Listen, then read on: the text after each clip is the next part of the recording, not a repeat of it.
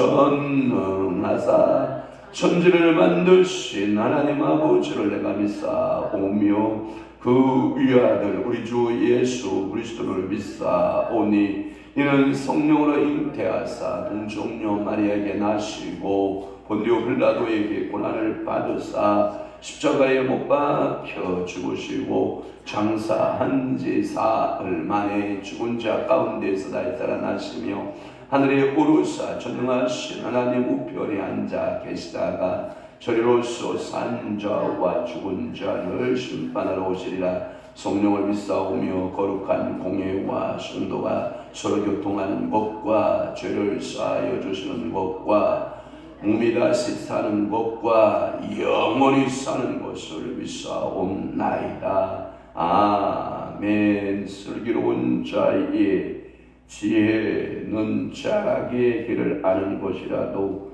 미련한 자의 어리석음은 속이는 것이니라. 그렇습니다. 오늘도 슬기로운 자의 지혜는 우리의 길을 아는 것이라고 말했고, 미련한 자의 어리석음은 속이는 것이 된다라고 오늘도 말씀하고 있사오니, 성령 하나님이여, 오늘도 이 새벽에 구할 때 저희들에게 지혜와 지식과 명철과 청명의 영으로 충만하게 기름 부으사 우리의 가는 길을 알게 하시고, 미련하고 어리석은 자의 인생길 되지 아니하도록 성령 하나님 오늘도 저희들을 사로잡아 주옵소서. 또한 오늘은 화요일입니다. 하나님, 이곳에서 화요 성령 공부가 이루어지는데 성령께서 온전히 저들의 마음을 사로잡으시고 원군 각처에서 이곳을 향하여 나오는 모든 사랑하는 순종들을 주님이 복되게 하시고, 저들의 가정마다 일터마다 사업장마다 우리 주님께서 불꽃 같은 눈동자로 지키셔서 어려운 문제들 해결되게 하시고, 하늘문 여시고 환경의 문들 여시고 자녀들의 결혼의 문들을 여시고 하나님 재정의 문들을 여시고 하나님께서 공급하시고 채우시고 은혜 주심의 역사가 임하게 도와 주옵소서. 오늘도 주님께서 일용할 양식들로 풍성하게 채우실 것을 믿사오고 예수 그리스도의 이름으로 축복하며 기도하옵나이다. 아멘. 하나님의 말씀 묵독합니다. 아모스 1장 1절 우리 다 함께 한 목소리로 합독합니다. 아모스 1장 1절입니다. 시작. 유다 왕 우시아의 시대 곧 이스라엘 왕 요아스의 아들 여로보암의 시대 지진 전 2년 내 드고아 목자 중 아모스가 이스라엘에 대하여 이상으로 받은 말씀이라. 아멘. 오늘 아모스 1장 1절 말씀을 중심으로 해서 아모스서 서론이라고 하는 말씀 첫 번째, 아모스서 서론에 대한 몇 번째? 첫 번째 말씀으로 은혜를 받고자 하는 것입니다. 제가 호세아서 계속 강의 시작하기 전에 우리 한 사람이 여러분들에게 히브리어 성경의 세 가지 구분법에 대해서 올려준 경험이 있는데 기억이 나시면 좋겠습니다.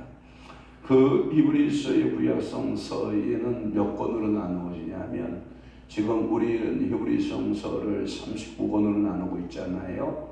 그런데 히브리인들은 이 구약성서의 말씀을 24권으로 나누고 있다라고 하는 거예요. 세 부분으로 나눴는데 첫째 부분은 율법서, 두 번째는 예언서, 세 번째는 여러문서 이렇게 나누어지고 있는데요. 특별히 예언서를 다시 나누면 그들은 전예언서라고 해서 네 권을 나눴는데, 여호수아, 사사기, 사무엘, 열왕기 이렇게 해서 네 권으로 나눴고, 우리는 사무엘 상하 또는 열왕기 상하 이렇게 상하로 나눴지만 그들은 한 권으로 보고 있다라고 하는 것이 특징이다라는 말씀을 드렸고요. 또 하나는 후예언서, 예언서를 두 개로 나누면 전예언서, 후예언서로 나누었는데 후예언서에 네 권이 있었다. 이사야, 예레미야, 에스겔, 그 다음에 소예언서 이렇게 네 권으로 나눴다라고 하는 거예요. 아모스서는 이 소예언서는 우리가 12권으로 나누거든요. 그래서 호세아서부터 시작해서 말라기까지가 12권입니다. 그래서 호, 율, 암, 나, 합스, 박스말 이렇게 해서 12권으로 이렇게 나누어지는데, 이게 바로 이게 호세아서, 그 다음에 요엘서, 다음으로 그 차례로 오는 게 뭐냐면 아모스서. 그러니까 소선지서에서는 순서로 몇 번째? 세 번째의 책에 속한다, 이렇게 말씀드리는 거예요. 그래서 우리가 지금 시병마다 호세아서를 끝나고 요엘서의 말씀은 우리 에스겔서 말씀을 끝났기 때문에 뛰어넘어서 이제 수요일하고 금요일은 요엘서의 말씀을 좀 참고해 보고요. 그리고 새벽마다는 아모스서의 말씀을 참고하고, 아마도 이 말씀들이 계속해서 소예언서 말씀들이 여러분하고 저하고 풀어갈 말씀들이다라고 하는 것을 기억해 주시길 바랍니다. 이 아모스서는 구약성서의 둘째 부분인 그 후반부 후예언서에 속하고 그 넷째인 소예언서에서 세 번째 책이다. 이해되셨죠?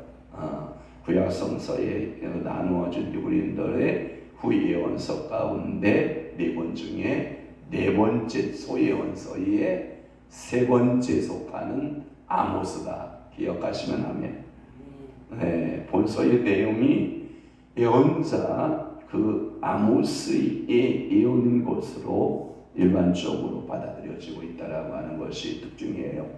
여러분들의 성경에 보면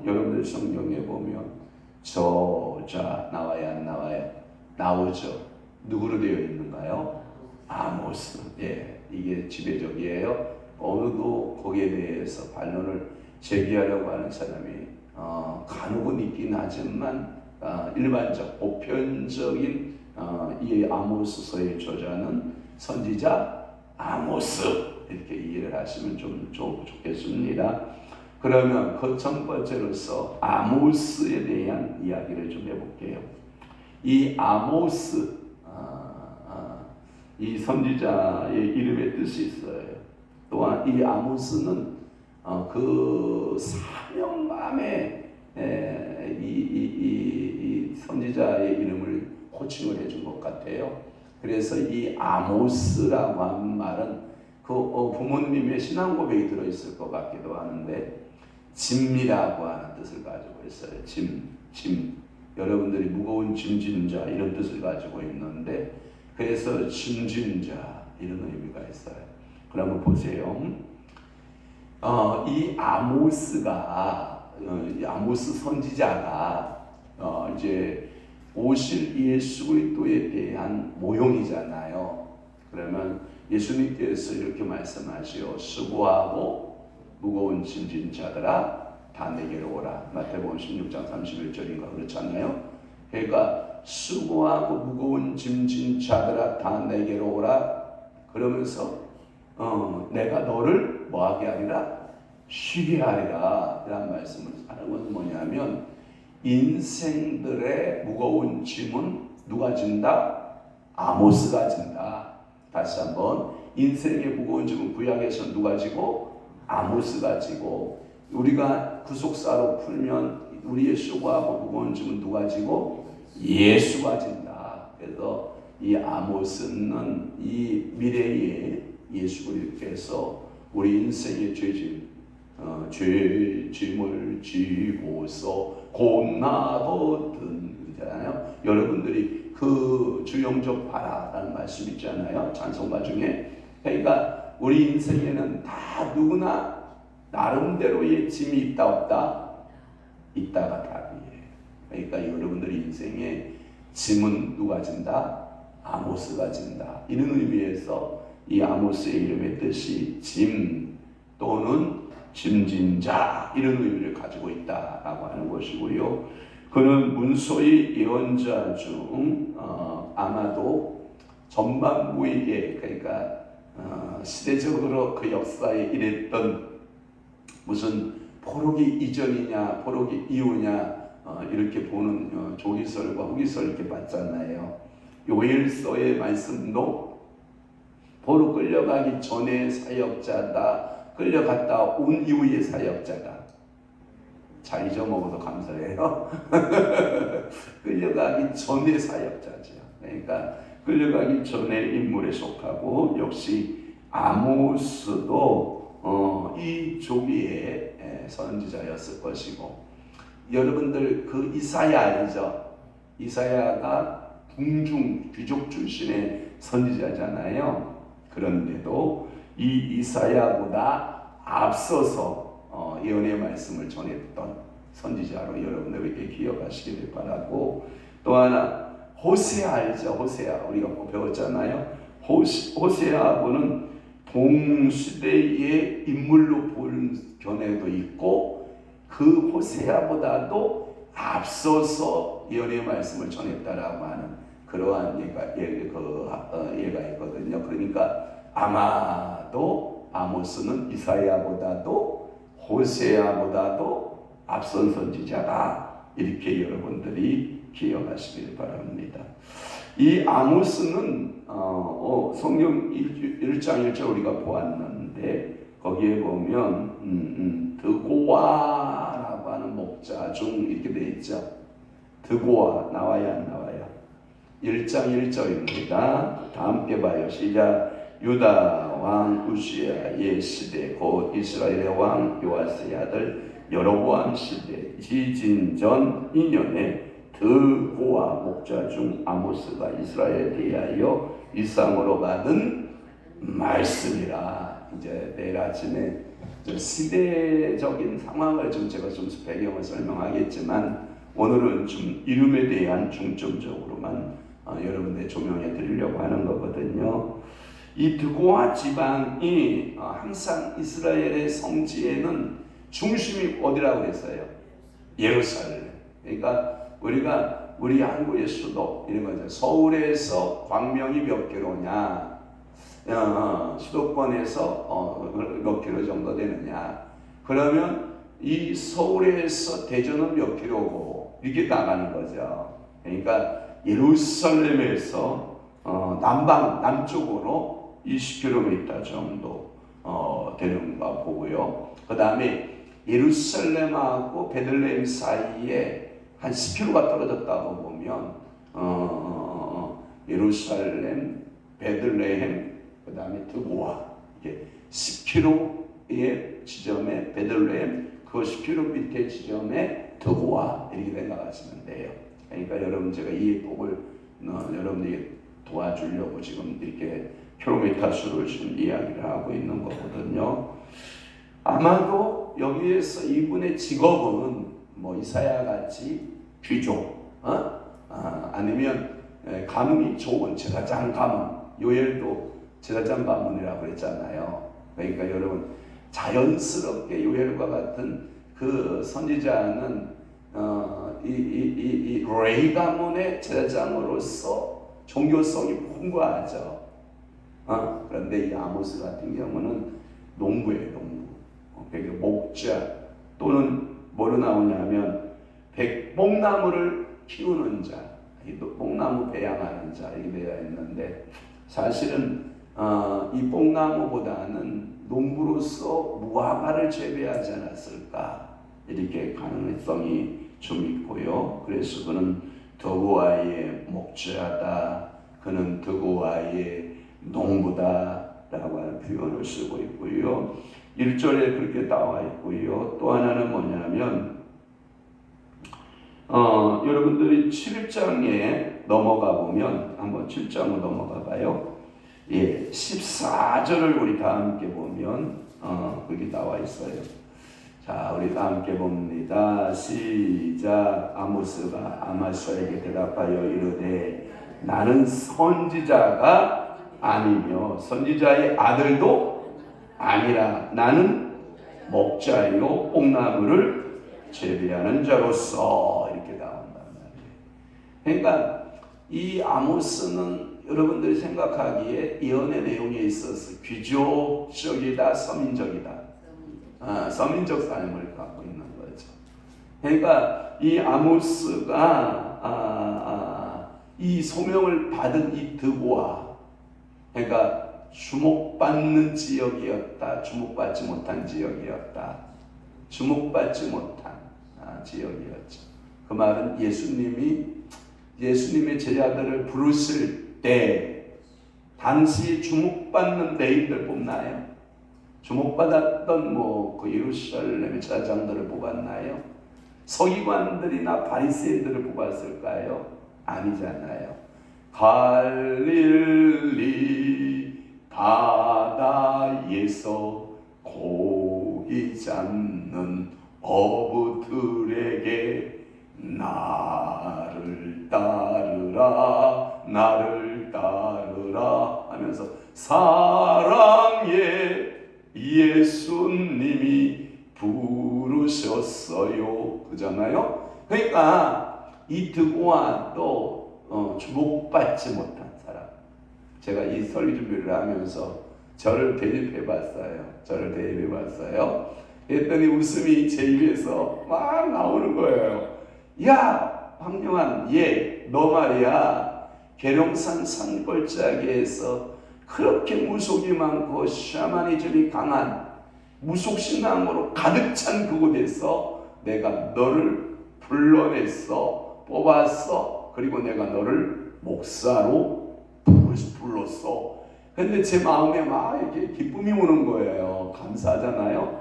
여러분, 오늘도 여러분들의 가문이 주목받지 못한 가문이었잖아요. 그런데 하나님은 우리를 기억하시고 뭐 하셨어요? 부르시고 또 목사라고 하는 직임과 사모라고 하는 직임과 장로라고 하는 직임과 권사라고 하는 집사라고 하는 이러한 귀중한 직분을 주셔서 감당케 하는 것이 뭐예요? 하나님의 은혜다. 그러니까 이 아모스는 그렇게 주목받지 못한 지역에서 그런 뽕나무를 배양하는 자로서 있다가 소명을 받았다.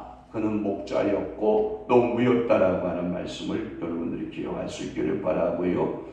그의 고향은 아마도 이런 그 목자 양을 찢는 것은 저지대에서 칠 것 같아요. 높은 지대에서 칠 것 같아요. 그죠? 양떼들을 그리고 뽕나무를 심어서 배양을 하면 저지대는 아닐 것이고 이 높은 고원지대에 그리고 광야로 표현되는 즉 구약의 모세나 신약의 세례 요한이 광야에 살면서 하나님의 계시를 받은 것처럼 이 아모스도 드고아의 광야 어느 지역인지는 모르겠지만 드고아의 지역의 어느 뽕나무 밭에서 또는 양떼 중에서 주의 부르심을 받은 하나님의 선지자다라고 하는 것을 여러분들이 기억할 수 있기를 바랍니다. 이런 표현도 해요. 이사야나 요엘이나 이런 선지자는 귀족 출신으로서 원래 예언자로서 내 삶을 나는 예언자야 하면서 나섰던 선지자라고 한다면, 그러니까 전문적 예언자예요. 어떻게 보면 지금으로 말하면 전문적 목사님이야. 말씀을 연구하고 말씀을 선포하는 예언자적인 전문성을 가지고 있다고 한다면 이 아모스는 어쩌면 평신도적인, 그러니까 전혀 신학이 없고 전혀 어떠한 하나님의 계시적인 받을 어떠한 배경이 전혀 없는, 그러니까 평신도적인 예언자였을 가능성이 많지 않느냐, 이렇게 해석을 하는 분들도 있어요. 그러니까 오늘도 이사야서의 고도로 발전되어진 아주 수준 높은 예언도 있고 요엘과 같이 아주 수준 높은 예언이 있는가 하면 평신도 사역자라 할지라도 좀 더 투박하고 좀 더 세련되지 못하고 모든 것이 좀 뭔가가 좀 부족해 보여도 그 속에 하나님의 마음이 전달된다 안 된다? 된다. 거기에 하나님의 계시가 있다 없다? 있다. 그러니까 하나님의 성령의 원자자는 사람이 아니라 성령의 감동으로 쓰여진 게 맞는 거죠. 아멘이십니까? 그러니까 여러분들 이런 거예요. 어떤 분이 강단에 서서 아주 감미로운 말씀으로 목소리가 굉장히 베이스톤으로 좀 중후하고 이게 좀 수준이 있고 성대나 표정이나 모습이나 모든 것이 설교자에 있어서 세련되어지고 아주 도시풍의 이러한 설교자도 있는가 하면 아주 투박하고 아주 볼품없고 언어 전달도 힘들고 모든 표정들이 다 어색하다 할지라도 그 설교자나 그 설교자 속에 공통점은 뭐다? 성령이 함께한다라. 하나님의 말씀을 전달한다라고 하는 공통점을 가진 것처럼 아모스는 좀 후자적으로 투박하고 좀 세련돼 보이지는 않아도 그래도 그 속에 하나님의 말씀이 있다 없다? 있다. 이렇게 이해를 하시면 좋겠어요. 자, 아모스에 대해서 좀 더 부를게요. 이렇게 부르심을 받은 이 아모스는 참 이게 이스라엘의 사람이거든요. 보세요. 보편적으로 예루살렘이 남유다잖아요. 그러니까 이 남유다인데 거기서 10km 지점이 베들레헴이고 그 밑에서 10km 지점이 드고와 아모스의 고향이란 말이에요. 그런데 하나님은 너는 말이야 이제 유다에서 북쪽으로 올라가. 얼마나 급했으면 하나님이 북왕국 이스라엘이 얼마나 급했으면 하나님의 말씀이 얼마나 급했으면 아모스야 너는 북왕국 이스라엘로 가. 그리고 너는 이스라엘로 건너가서 여로보암 2세의 우상 숭배의 중심지였던 그게 어디냐면 베델이에요. 베델. 여러분 베델은 참 복받은 곳 아닙니까? 그것이 하나님의 집 아닙니까? 그것이 하나님의 거룩한 성전이라고 하는 의미를 가지고 있지 않습니까? 그런데 그곳의 성전이 금송아지의 대표적인 금송아지 섬기는 곳이 베델이에요. 얼마나 안타까워요. 하나님이 우리를 축복하셔서 만드실 때에는 에덴 동산에서 하나님하고 직접 대화했잖아요. 아담을 그저 하나님은 직접 대면하여 말씀하셨거든요. 그래서 아담이 죄를 범한 이후에는 나무숲에 숨는 거거든요. 하나님하고 대면했어요. 아담을 잠재우기도 하셨고 그리고 그 갈빗대 하나를 취하시기도 하셨고 아름다운 여성을 만들었고 여자를 만들었고 그 여자를 만드신 이후에 아담을 이끌어서 그 여자에게로 갔죠. 그러니까 시집가는 게 아니에요. 장가가는 거 맞는 거예요. 그래서 여자가 중심이에요. 누가 이동했다고? 여자가 이동했다고? 남자가 이동했다고? 남자가 이동하죠.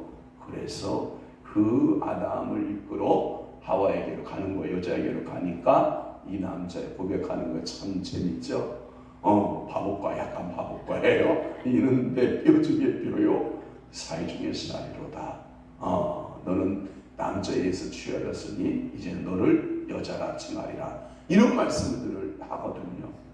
마치 이 북왕국 이스라엘에 대한 하나님의 사랑이에요. 하나님의 그 사랑을 전달하기 위해서 남왕국 유다에 있었던 그 아모스를 북왕국 이스라엘로 그 급파에서 복음을 전했는데 그곳이 바로 베델 또는 북왕국 수도가 어디였죠? 사마리아. 사마리아 여인이 이곳에서 우리 수도 사마리아에서 예배하라고 하고 당신들의 수도 예루살렘에서 예배하라고 하는데 어떤 예배가 진짜 예배냐? 수가성 여인하고 예수님 대화가 나오잖아요. 요한복음 3장에. 그랬더니 예수님이 하는 말이 사마리아에서도 말고 또 하나 예루살렘에서도 말고 예배하는 자가 예배할 때가 오나니 그렇게 나오잖아요. 영과 진리로 예배하라 라고 하는 요한복음 4장 이야기가 여러분들을 펼쳐지고 있는 것을 보고요. 또 하나는 여러분들이 여러분 길갈하면 얼마나 축복된 지역이에요. 이 여호수아가 요단을 건널 때에 12의 대표자를 통해서 12의 돌을 취하여 나오죠. 그래서 이 자연석 12의 돌을 쌓고 하나님 앞에 뭐예요? 제사를 드리니까 예배를 드리면서 양을 잡고 소를 잡아 여기서 하나님께 예배하면서 너희 선포하죠. 이제부터는 당신들에게 수치가 없을 것이요 애굽의 우상 숭배, 애굽에서 살았던 패턴에서 모든 습관, 애굽에서 가졌던 모든 생활 습성은 마치 그것을 우상 숭배와 같소.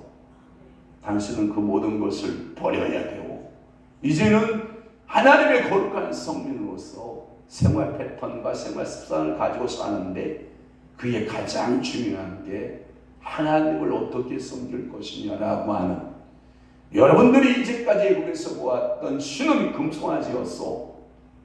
우리 조상 그 누구예요? 아몬도 이 금송아지가 우리를 인도하는 신인 줄 알고 금송아지를 만들어 섬기게 했소.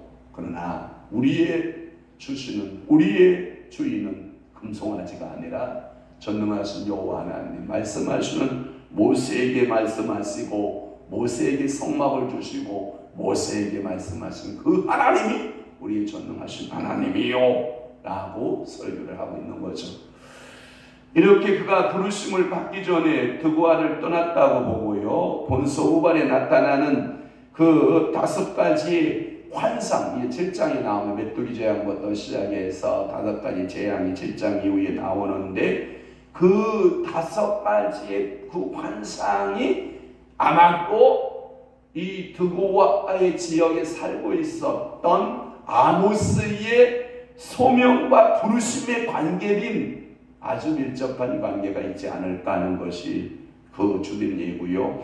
그 환상들은 이스라엘의 멸망을 가리키는 것으로 그는 불원관의 아수르에 의해서 멸망할 이스라엘의 북왕국 이스라엘의 나라의 운명을 확신하고 있고, 그는 고향을 떠나서 이스라엘 땅으로 건너간, 얼마나 그랬으면 하나님은 그를 이스라엘 땅으로 건너가서 예언을 선포케 하는, 이스라엘로 건너간 이 아모스는 먼저 이스라엘의 제일 가는 우상의 도시였던 베델에서 그 하나님은 심판의 하나님으로, 그리고 이 이스라엘만 심판하신 하나님이 아니라 모든 열국을 심판하는 그 하나님으로 그 예언을 하고 있는 것을 우리는 볼 수가 있는 거거든요. 이렇게 다시 그는 모든 받은 5가지의 환상들, 그러한 환상들을 통해서 하나님은 회개하지 않는 자에게 피한적으로 나타나는 것이 뭐다? 하나님의 심판이다라고 하는 이 메시지를 전하고 있다라고 하는 겁니다. 이스라엘에서의 아모스의 활동은 수탄할 수가 없었고요. 그는 필경은 왕의 제사장이었던 백성이 아마샤와의 대결 상태에 빠지게 되었을 것이고, 아모스는 후사는 분명하게 알 길은 없지만 그가 수많은 박해를 만났을 것이고요. 거의 먹지 못하고 거의 대접받지 못한 빈사의 상태에서 이스라엘에서 추방되어 그의 고향으로 돌아왔다라가 답이에요. 그래서 그의 고향에 돌아와서 그는 하나님의 말씀의 사명을 다 전한, 이제 하나님으로부터 부름받았을 가능성이 많다. 그래서 그는 드고아의 무덤을 가지고 있고 자기 고향에서 마지막 삶을 다 했다라고 하는 썰이 일반적 해석입니다. 그러니까 오늘 지금 아모스서의 말씀을 풀면서 지금 누구에 대해서만 푸는 거예요? 아모스에 대해만 푸는 거예요.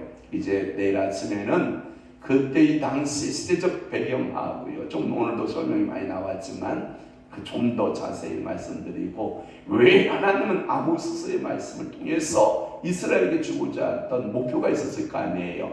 그 말씀들을 좀 더 살펴보고 본문을 자세히 풀어가는 시간으로 그렇게 이어갈 수 있기를 바랍니다. 기도하겠습니다. 좋으신 아버지 하나님, 오늘도 아모스서에 대한 말씀들을 보면서 구약 성경 중에서 하나님 2번째 예언서였는데, 예언서도 전 예언서가 있고 후 예언서가 있는데, 후예언서의 4권 중에서 4번째 말씀, 또 이 소예언서 중에서는 3번째 말씀으로 우리에게 주시는 귀한 은혜의 아모스서의 말씀을 상고하고자 하오니, 성령 하나님 오늘도 우리에게 지혜를 주시고 아모스에게 부어줬던 그 영감을 우리에게도 부어주셔서 아모스가 깨닫고 시대를 깨웠던 것처럼 오늘도 그 성령님에 의하여 내 영혼을 깨우고 내 주변에 내 가족의 모든 영혼의 상태를 진단하고 깨워보는